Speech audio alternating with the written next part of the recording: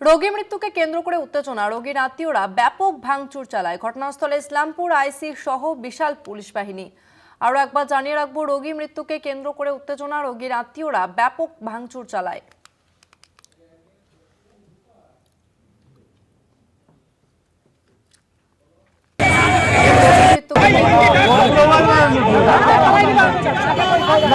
ইসলামপুর আইসি সহ বিশাল পুলিশ বাহিনী।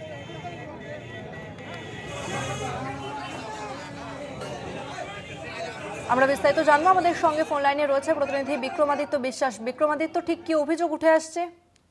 দেখো, গতকাল রাতে পিঙ্কি খাতুন নামে বয়স 22-এর এক মহিলাকে ইসলামপুরের একটি বেসরকারি নার্সিংহোমে ভর্তি করা হয় রামগঞ্জের।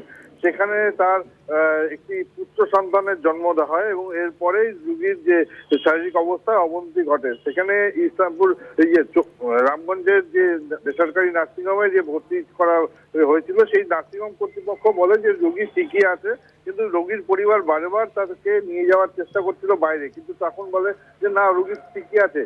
কিন্তু আস্তে আস্তে আজ সকালে তার অবস্থার চরম পরিণতি ঘটে এবং তার মৃত্যু ঘটে। এরপরেই কিন্তু রোগীর আত্মীয় পরিজনরা বিক্ষোভ করে এবং হাসপাতালের বিরুদ্ধে ক্ষোভে ফেটে ওঠে এবং হাসপাতালে ব্যাপক ভাঙচুর চলে বলে অভিযোগ।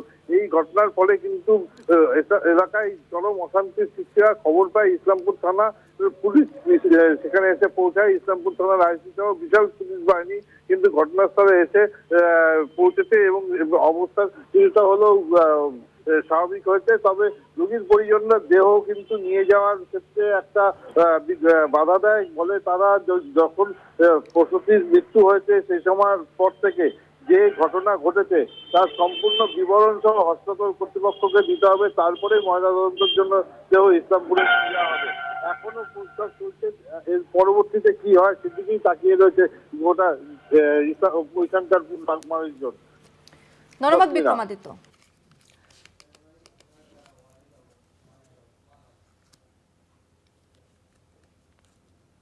বলতে ডাক্তার আছে, বলতে ডাক্তার কই, কোনো অ্যালার্ট নাই।